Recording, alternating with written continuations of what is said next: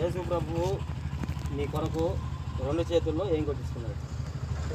చేలో కొట్టించుకున్నాడు. రెండు కాళ్ళకు కలిపి ఒక చేలో కొట్టించుకున్నాడు. తలకి ఏం పెట్టించుకున్నాడు? తలకి ముళ్ళ కిరీటం పెట్టించుకుని సహోదరుడు సమాధానం ఇస్తా ఉన్నాడు. మరి పాపంలో చనిపోతే ఎక్కడికి వెళ్తాం? మనం నరకానికి వెళ్తాం. పాపంలో చనిపోతే నరకానికి వెళ్తానని సహోదరుడు చెప్తున్నాడు. మన పాపంలో నీటి బాప్తీసిన వారు గడుక్కొని చనిపోతే ఎక్కడికి వెళ్తాం? పరలోకానికి వెళ్తున్నాం. ఓకే, మరి నీకు దేవుడు ఎవరు?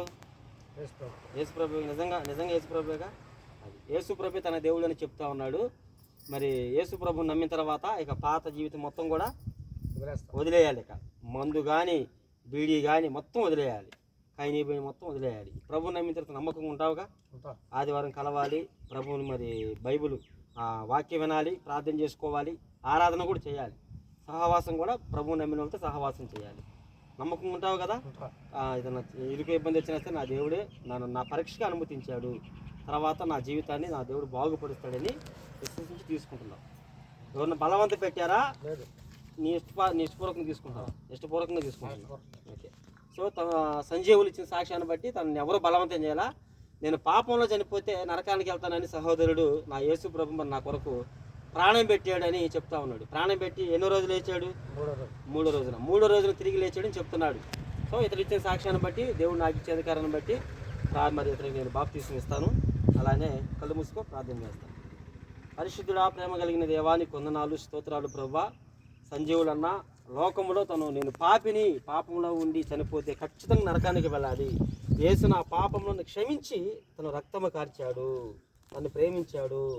ఆ రక్తంలో నేను నీటి బాప్తీసం ద్వారా మరలా ఆ పాపములు కడుక్కొని రెండవ జన్మ ఎత్తితే నేను ఎప్పుడు చనిపోయినా నాకు పరలోకం కన్ఫామ్ అని సహోదరుడు ముందుకొచ్చాడు. ఇతను ఎవరు బలవంత పెట్టలేదు, నా ఇష్టపూర్వకంగా తీసుకున్నానని సమాధానం చెప్తా ఉన్నాడు. నాకు ఇచ్చిన అధికారాన్ని బట్టి తండ్రి యొక్కయు, కుమారుని యొక్కయు, పరిశుద్ధాత్మ యొక్కయు, త్రియేక దేవుడైన యేసుక్రీస్తు నామమున బాప్తీసం ఇస్తున్నాను తండ్రి, ఆమేన్ చెప్పినప్పుడు అలానే మునిగిలే పూర్తిగా మునగాలి. ఓకే ఓకే ఓకే బాగుంది.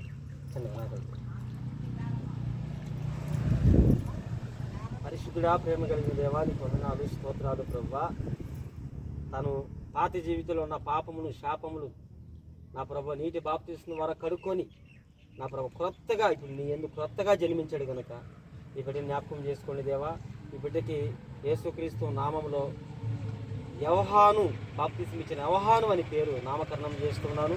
ఇక నుంచి యవహానుగా తన యొక్క క్రైస్తవ జీవితాన్ని కొనసాగించినట్లు పరిశుద్ధాత్మ దేవుడా అతని మీదకి దిగిరా ప్రభు, అతనిలోనికి దిగిరా నా ప్రభు.